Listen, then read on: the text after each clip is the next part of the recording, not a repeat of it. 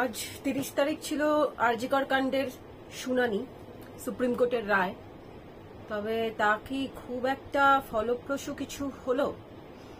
যাই হোক, সেটা আমাদেরকে এখন, কারণ যেহেতু এটা অনেক দূর পর্যন্ত, আমরা সবাই বুঝতে পারছি অনেক দূর পর্যন্ত এই পুরো বিষয়টা গড়িয়েছে, কাজেই কিছুটা সময় আমাদেরকে ধৈর্য ধরে রাখতে হবে, কিছুটা সময় আমাদেরকে দিতে হবে। কিন্তু এর মধ্যেই একটা বিষয়ে সবাইকে খুব প্রশ্নর মুখে ঠেলে দিয়েছে। এই যে আমাদের তিলোত্তমা কাণ্ড নিয়ে যে আন্দোলন, যে মিছিল এতদিন ধরে দেখছি, তার মধ্যেই আজাদি স্লোগানটা নিয়ে কিন্তু অনেক প্রশ্ন উঠেছে এর মধ্যেই। এবং এই আমি বলে রাখি, এই আজাদি স্লোগান কিন্তু এই কদিনের মধ্যে নয়, যেদিন প্রথম দিন থেকে মিছিল বেরিয়েছিল সেদিন থেকে কিন্তু এই আজাদি স্লোগান, কলকাতার বুকে দাঁড়িয়ে কাশ্মীরের যে আজাদি স্লোগান, যে ভারতকে বিভক্ত করার যে আজাদি স্লোগান, সেই আজাদি স্লোগান শোনা গিয়েছিল। তবে আন্দোলন যত তীব্র হয়েছে, মিছিল যত রেগুলারিটি বেড়েছে, মিছিল যত তীব্র হয়েছে, আন্দোলন যত তীব্র হয়েছে, এই আজাদি স্লোগান কিন্তু তার সঙ্গে তীব্র থেকে তীব্রতর হয়েছে। এবং এটাই কিন্তু প্রশ্ন তুলছে যে কলকাতার বুকে দাঁড়িয়ে এইরকম একটা স্লোগান উঠছে এবং তাতে কোনো প্রশ্ন উঠছে না, এবং তাতে কোনো স্টেপ বা কোনো কিছু ব্যবস্থা নেওয়া হচ্ছে না, তাই নিয়ে কিন্তু প্রশ্ন উঠেছে। তবে শুধুই কি আজাদি স্লোগান নিয়ে আমাদের চিন্তার বিষয় আছে, নাকি এর আশেপাশে আরো কিছু জিনিস ঘটছে যা নিয়ে কিন্তু আমাদের সত্যি একটু ভাববার বিষয় রয়েছে, আমাদের কিছু চিন্তা করার বিষয় আছে। ভিউয়ার্স, ওয়েলকাম টু কিউটিভি লাইভ, আর আমি সৃজা। আজকে এসেছি আরো একটি বিষয় নিয়ে আপনাদের সামনে তুলে ধরবো বলে। আপনারা ইতিমধ্যেই জানেন যে টাইগার রবি নামক একজনকে, যে কিনা বাংলাদেশি, তাকে কানপুর থেকে ধরা হয়েছিল এবং জানা গেছে সে যক্ষা রোগী এবং তাকে পাঠানো হয়েছে বাংলাদেশে। কিন্তু এই এক রবিতে কি থেমে থাকছে এই যে আমাদের যে সমস্যাটা, অভ্যন্তরীণ যে বাংলাদেশের যে ঢুকে পড়ার যে সমস্যাটা, সেটা কি ওই এক রবিকে পাঠিয়ে থেমে থাকছে? আমার মনে হয় না, কারণ সমস্যাটা কিন্তু অনেক বেশি ডিপ এবং অনেক বেশি রুটেড। এবং এটা আমার মনে হয় না যে এইটা কোনো হঠাৎ করে এই সমস্যা উদয় হয়েছে বলে। এই সমস্যাটা কিন্তু অনেক দিন ধরে, এবং যে সমস্যাটা এবার হোম মিনিস্টার বা আমাদের স্বরাষ্ট্রমন্ত্রী অমিত শাহ নজরে আনতে চেয়েছেন, পুরুলিয়ার সাংসদ জ্যোতির্ময় সিং মাহাতো। একবার চিঠিটা উনি কি লিখেছেন, একবার চিঠিটা আপনাদেরকে দেখাই। কি লেখা আছে? I would like to begin by commending your tireless work in safeguarding India's border and ensuring national security under your leadership. The Narendra Modi government has made remarkable strides in strengthening India's internal security. অর্থাৎ উনি এটা বলছেন যে Modi government অবশ্যই আমাদের এই বর্ডারের যে সিকিউরিটি,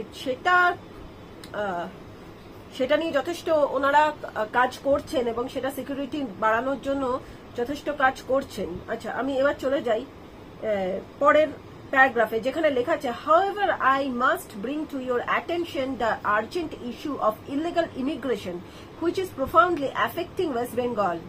বুঝতেই পারছেন যে ইলিগাল ইমিগ্রেশন, অর্থাৎ অনৈতিকভাবে যে ঢুকে পড়ার যে ঘটনা, সেটা তো খুব একটা নতুন কিছু নয়, কিন্তু সেটা হচ্ছে, এখনো হয়ে চলেছে, পার্টিকুলারলি দ্য জঙ্গলমহল রিজিয়ন।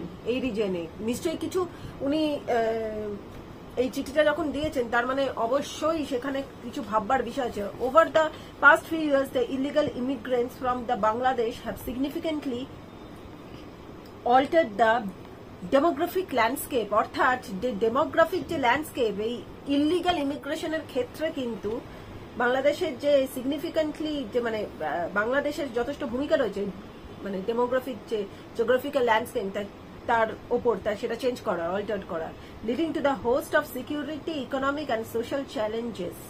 চ্যালেঞ্জগুলো সব দিক দিয়েই আসছে, শুধু সিকিউরিটি নয়, ইকোনমিক এবং social challenges. The Jangalmahal region which spans Bankura, Purulia, Jhargram and part of West Bengal has long been cultural and economic hub for indigenous communities.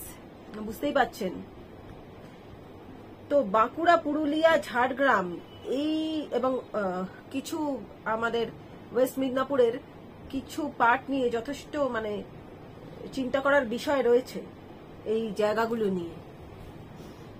এর পরের পেজে যাই আরেকবার, পরের আরেকটা পেজ আছে, সেখানে গিয়ে দেখি কি লিখেছেন। এটা ভাববার বিষয়, সেটা হচ্ছে the ruling political party in West Bengal is actively working to naturalize illegal immigrants by providing them with ration card, voter IDs and other official documents allowing them to settle permanently in the state. This is not just a betrayal of the people of Jungle Mahal but a threat to the entire nation's security. কি বুঝলেন দর্শকরা? তো আগেও আমরা দেখেছি।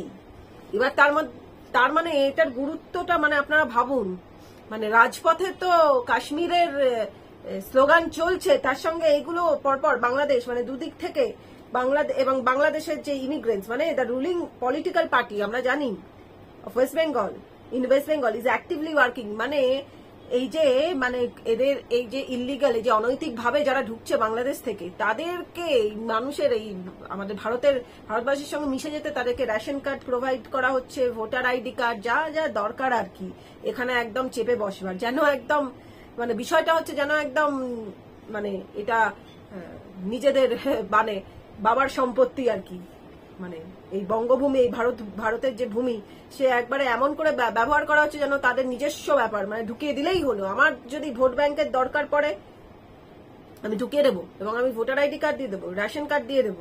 এর আগেও আমরা কিন্তু একবার দেখেছিলাম যে এই কিছুদিন আগে এক জঙ্গি সংগঠন তার এত সাহস, তিনি মাননীয়াকে চিঠি লিখছেন যে বাংলাকে একদম মানে স্বাধীন ঘোষণা করে দিন, মানে কি বাংলা ভারতের থেকে মানে বিচ্ছিন্ন একটা জায়গা, মানে সেখানে দিলেই হলো, মানে উনি ইনস্ট্রাকশন দেবেন এবং মাননীয় সেটা মানে আমি জানি না মানে কি এমন সম্পর্ক যে এরকম ভাবে ইনস্ট্রাকশন দিয়ে দিচ্ছেন। তো এখন কিছুটা তো বুঝতে পারছি না, ভাববার অবশ্যই বিষয়, আমাদের সাধারণ মানুষদেরও এটা ভাববার বিষয়। পরে দেখি কি লেখা আছে, economically illegal immigration is straining public services including health care and education, ভীষণভাবে এফেক্ট করছে হেলথ কেয়ার অ্যান্ড এডুকেশন। কেন? কারণ সাম এনজিওস এবং তার সঙ্গে কিছু NGO and other groups masquerading as social welfare, social কিছু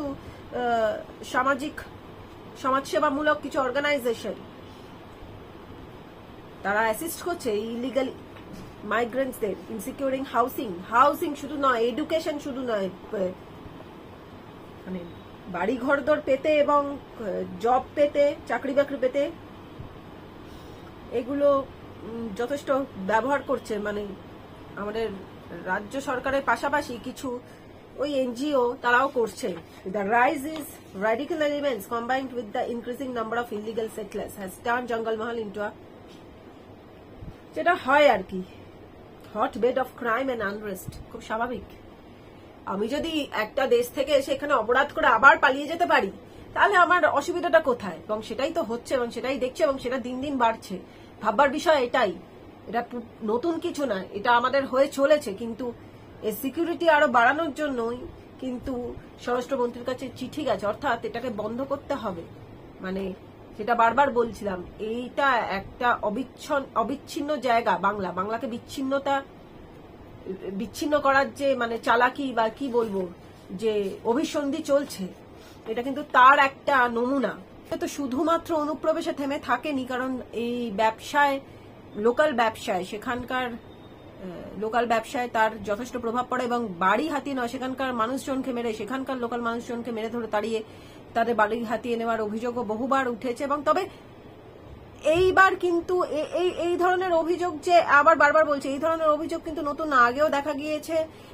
শাসক দল অনেক সময় বলেছে, শাসক দলদেরকে জিজ্ঞেস করা হলে বলেছে এই ধরনের তো ফাঁদে ফেলবার জন্য বিরোধীরা পাঠিয়েছে। তবে এইবারের ঘটনাটা কেন একটু ভেবে দেখার বিষয়, কারণ ওই যে বললাম রাজপথে সেই আজাদি স্লোগান যদি সত্যি এরকম হয়, কারণ এখন যে পরিবেশ যা আমাদের অবস্থা চলছে তাতে এরকম রাজপথে দাঁড়িয়ে আজাদি স্লোগান মানুষজন তো খুব সহজেই দিয়ে দিচ্ছে এবং তার বিরুদ্ধে কোনো ব্যবস্থাও নেওয়া হচ্ছে না। এবং এই যে অনুপ্রবেশ, সেই বিষয়টাও আমার মনে হয় একটু খতিয়ে দেখা উচিত সেখানকার প্রতিনিধিদের এবং বলবো ভারত সরকারের দেখা উচিত। যদি সত্যি হয় এই ধরনের বিষয়, যদি সত্যি এটা চলতেই থাকে এবং বাড়তেই থাকে, তাহলে কিন্তু প্রশ্নের মুখে। কারণ আবার মনে করিয়ে দিই, কিছুদিন আগেই কিন্তু একটি সংগঠন, টেররিস্ট সংগঠন একটি তারা কিন্তু আমাদের মাননীয়াকে বলেছিলেন যে মানে বিচ্ছিন্ন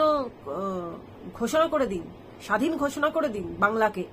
আবার বলছি, তো এই যখন পরপর এই ঘটনা ঘটেছে, তাতে কিন্তু এইবারের যে অনুপ্রবেশ সেইটা নিয়ে কিন্তু সত্যি এবার একটু ভেবে দেখা উচিত নিয়েছেন। তবে এইবার কিন্তু আরো আমার মনে হয় আরো বেশি আমাদের সাধারণ মানুষকে, সেখানকার সাধারণ মানুষকে আরো চোখ কান খোলা রাখতে হবে, এবং আমাদের ভারত সরকার, আমাদের সেন্ট্রাল গভর্নমেন্টকেও কিন্তু আরো বেশি এর বিরুদ্ধে, এই যে অনুপ্রবেশ ঘটছে কি ঘটছে না তার বিরুদ্ধে আমার মনে হয় আরেকটু বেশি সজাগ থাকা উচিত, এবং সেটা নিয়ে অনেকটা বেশি কাজ করা উচিত। যাই হোক, ততক্ষণ আপনারা দেখতে থাকুন QTV লাইভ ইন্ডিয়া, সাবস্ক্রাইব করুন, ফলো করুন। আপনারা জানান আপনাদের মতামত, আপনাদের কেমন লাগছে আমাদের চ্যানেল, এবং আপনারা কোন কোন বিষয়ে উঠে আসলে আপনাদেরও ভালো লাগবে। ততক্ষণ ভালো থাকবেন।